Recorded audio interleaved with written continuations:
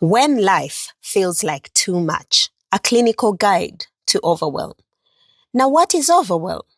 Scientifically, overwhelm is a physiological and psychological state in which cumulative demands exceed the nervous system's capacity to regulate, leading to sustained stress activation. Now, that already sounds too much, right? Already overwhelming. Let's tone it down, keeping it simple. Now listen to this. Overwhelm is what happens when the demands placed on you exceed your current capacity to process, to respond, and to recover. Now, when life feels like too much, we often assume that something is wrong, that we are not coping well enough, that we are not strong enough, or that we are not organized. But what if overwhelm is not failure? What if it is a signal from your body that something within your current way of living needs attention? That is, that you are exceeding your current capacity to process, respond, and recover.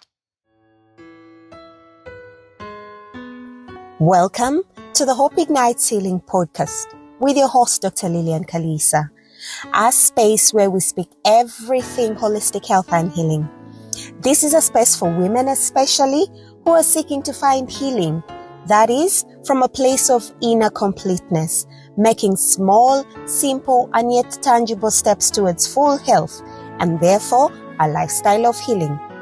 In this space, we believe in the 1948 definition of health, that health is a state of complete emotional, physical, and social well-being, and not merely the absence of disease and infirmity.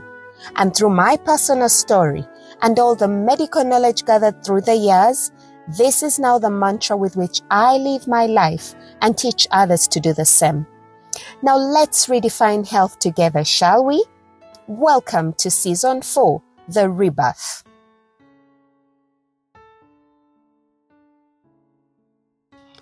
Hello, my friend. Hello, my lovely listeners.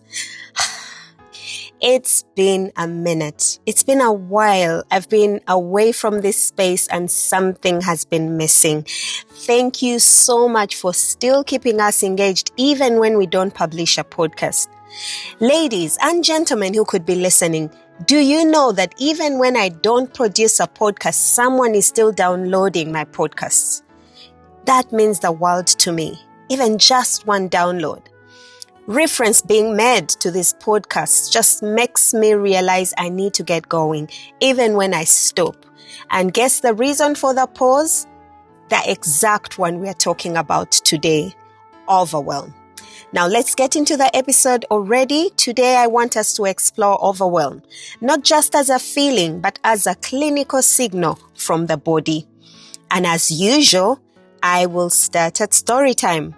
And I want to begin personally. Now, I'm the star in this movie today, right? Allow me to be the star in my own podcast.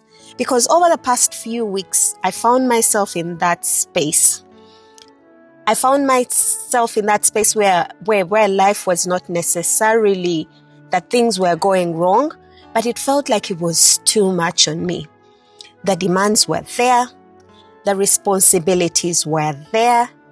The patients were waiting. The unfinished work was hounding me. And externally, everything seemed to be still working. But internally, I could feel the weight building. I was functioning, but I was not settled. And unfortunately, some of the things that are most important to us get to suffer because of that thing called overwhelm. And if you remember, I mentioned it's that thing that happens when the demands placed on you exceed your current capacity to process them, to respond to them, and to recover. The demands in life don't change. Your children will not change. The patients won't stop coming. The roles that you need to play as a person don't stop coming. The things you've committed to will not go off the list. But guess what? You're failing to balance it all. I was failing to balance it all. Then I started to feel the weight building, to feel myself functioning less. And guess what? With the work I do, I cannot afford to be unwell because there are so many people that rely on me being well. Now, from a clinical perspective, overwhelm is not just emotional. If you thought it was, stop right here and listen. Overwhelm is physiological.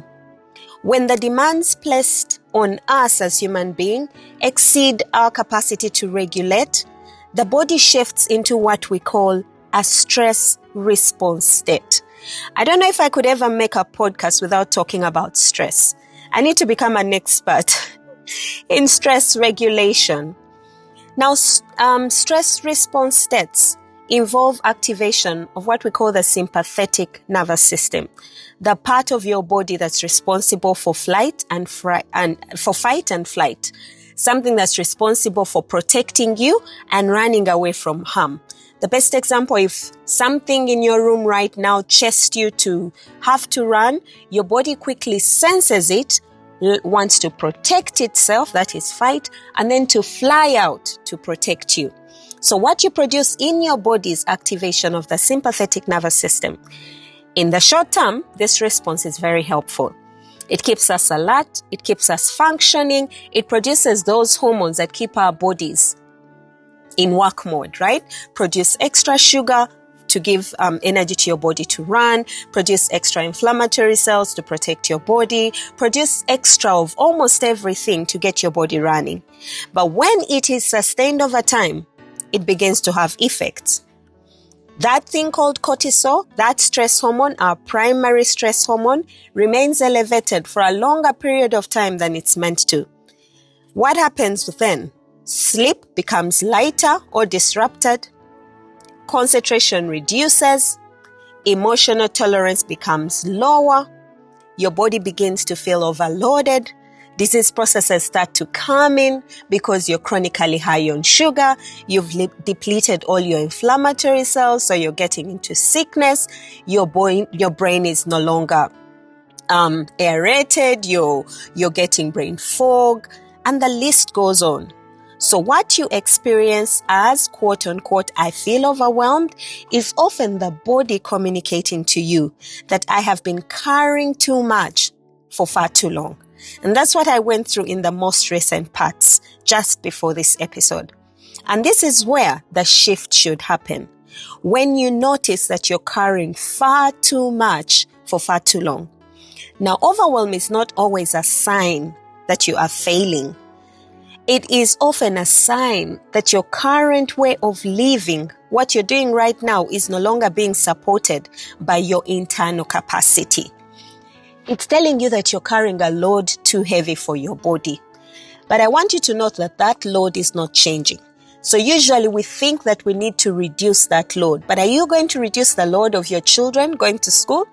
Are you going to reduce the load of your patients waiting on you, or your customers in whatever job you do, or your demands as a person on you? Are you going to reduce the load of needing to make money to take care of the things around you?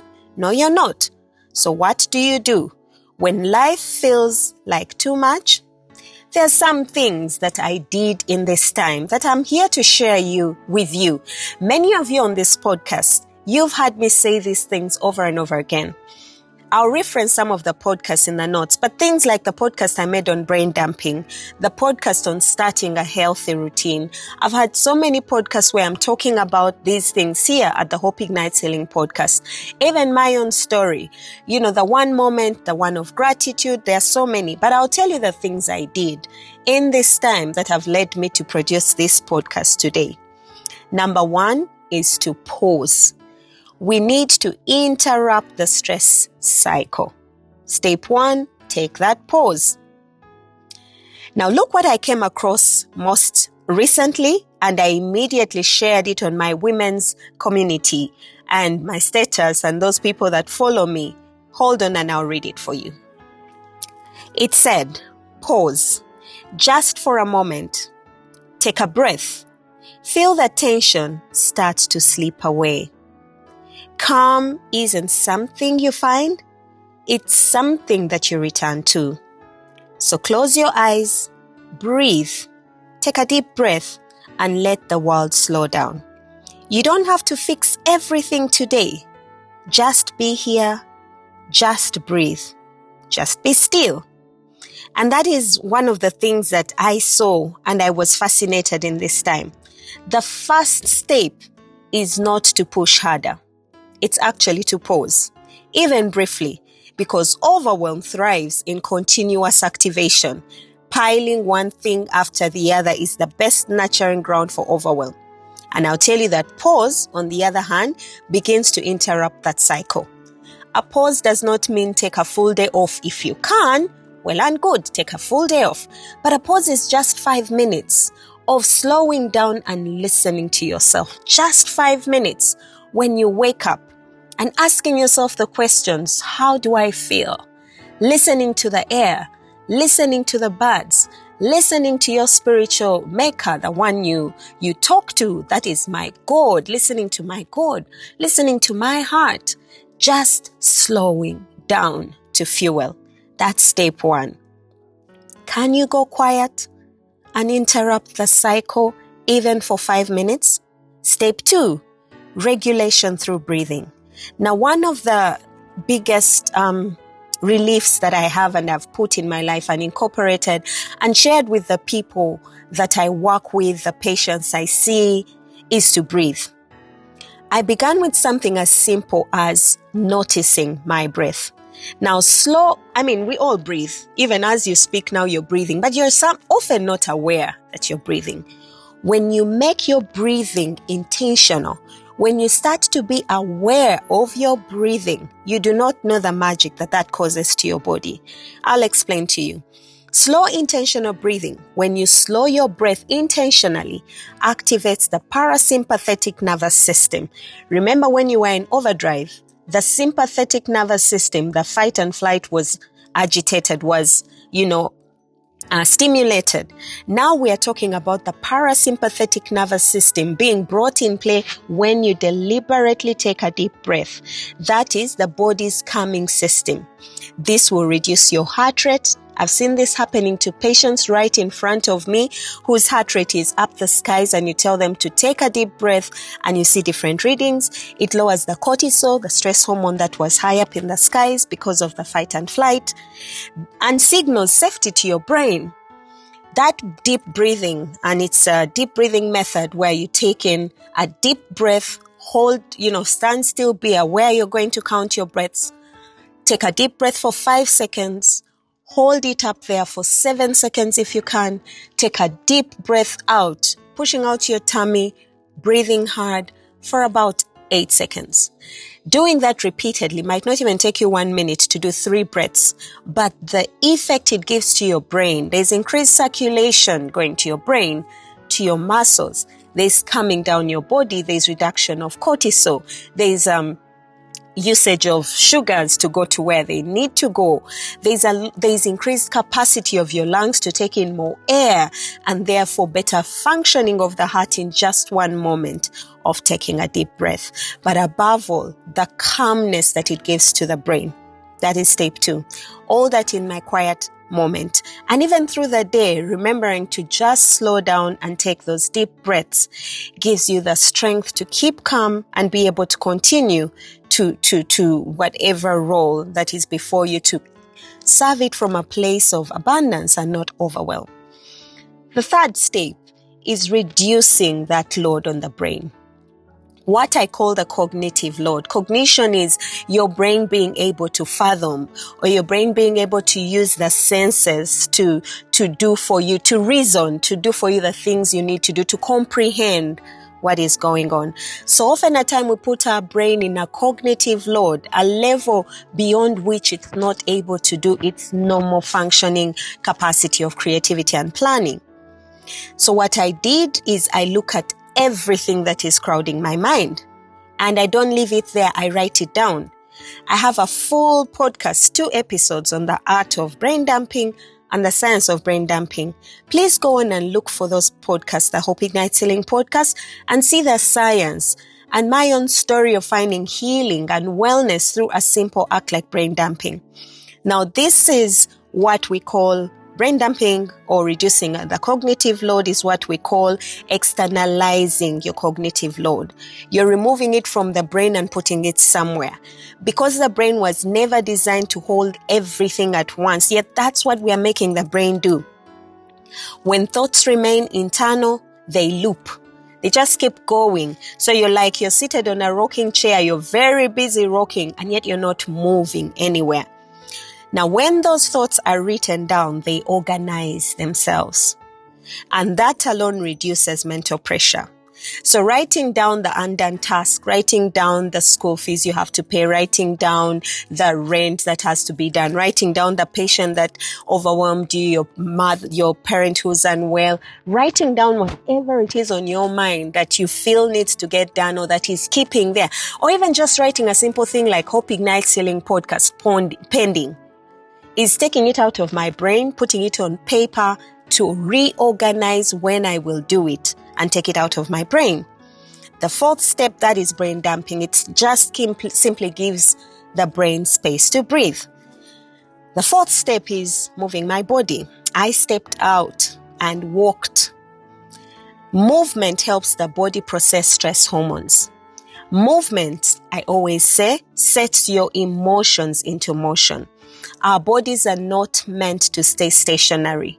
We are meant to move. And when we move, we heal the muscles. We heal the brain. We reduce cortisol. Nature heals our brains through the vision, through sight. Recovery happens when you walk. Walking improves your circulation and shifts the nervous system out of stagnation into true regulation. And you don't need 1 hour of walking. Even just 10 to 15 minutes can begin to change how you feel if you did it consistently. So one of the things I deliberately did is to take a walk. And as you walk, new downloads happen in your body, in your mind, freshness happens, you come back, and you're even more able to see the next line of patients that are waiting to see you.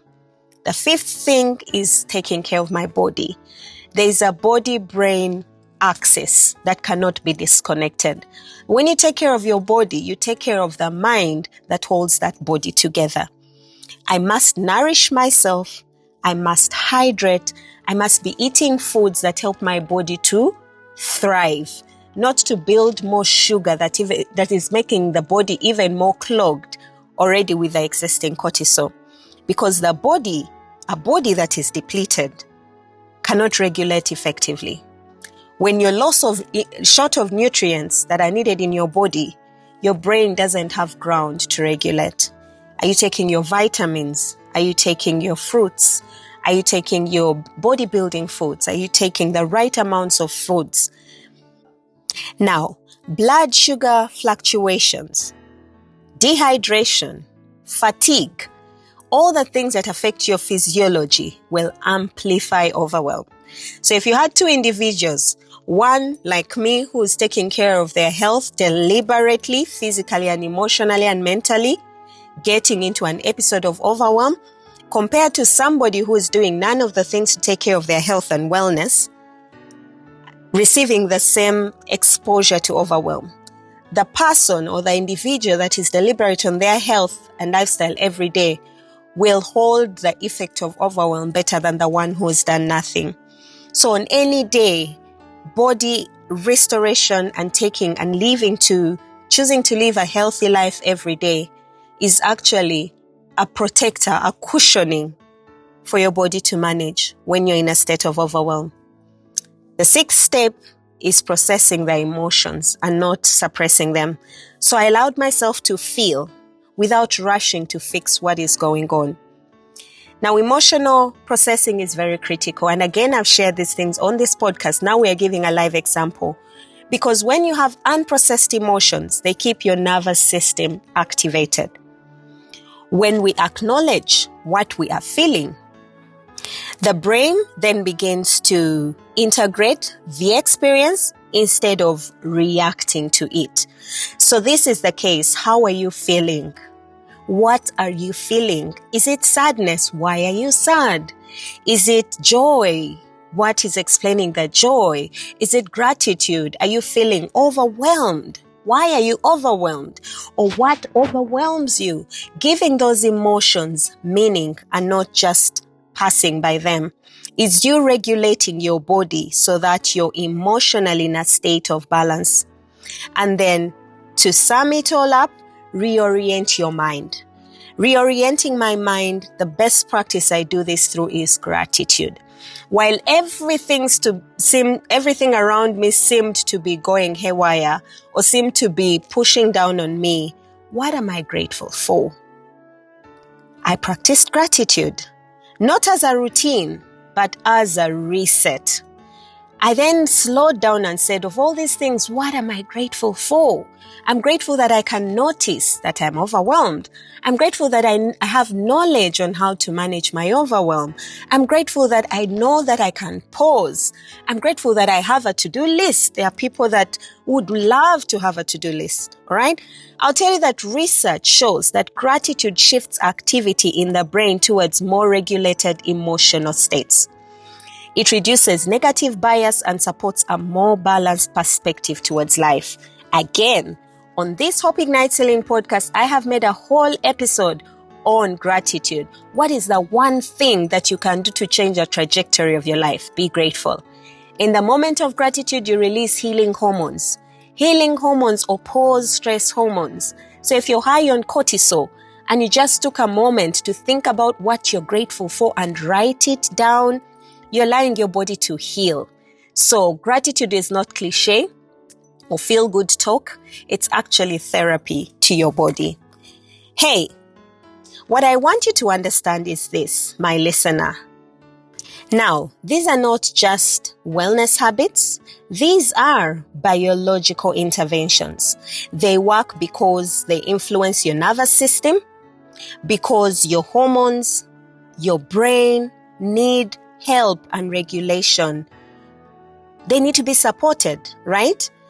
And when practiced consistently, they restore your capacity to function and for you to feel well, right? You do not overcome overwhelm by doing more. You overcome overwhelm by restoring your ability to carry what you already have.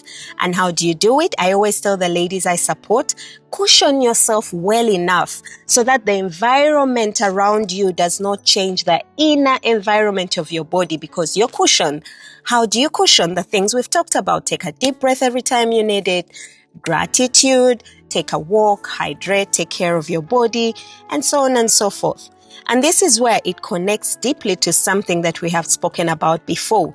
In our last episodes, as we introduced the VitalWise program, it is very possible for you and I to remain functioning and yet still be empty and not be full. Overwhelm is often the signal that that gap has widened between you functioning and you feeling unfull or empty. And this is the resolution. Slowly, as I returned to these practices, something shifted in my life. Not my responsibilities, they wouldn't change. Not my schedule, probably getting busier, but my capacity to handle it all. I became more grounded, more clear, more present on what is important and what I need to get done. More deliberate on what is priority and what I can let go of. I was still functioning, but now the difference is that I was also regulated. Guess what? Better productivity comes out of that. So if life feels like too much right now, hear me clearly. You're not failing, my listener. Your body is communicating. But this is the question. Are you listening to your body? When life feels like too much, do not rush to escape it or to escape from the quote-unquote too much. Learn to regulate within it because that is where true resilience is built. So remember, overwhelm is what happens when the demands placed on you, like they were on me, exceed your current capacity to process them, cognitive load, to respond to them, your reaction and your body reacting to them, and then to recover from them. It's always such an honor to serve you. I hope this podcast will be of help to you to look at your life. Where are you overwhelmed? And then to go a step further, how can you thrive through the overwhelm? Your host, Dr. Lillian Kalisa, always a pleasure to serve you. I'm here to add the glow to medicine and to inspire hope through health. I'll see you on the next episode of the Hope Ignites Healing podcast. Take care of yourself. Bye-bye.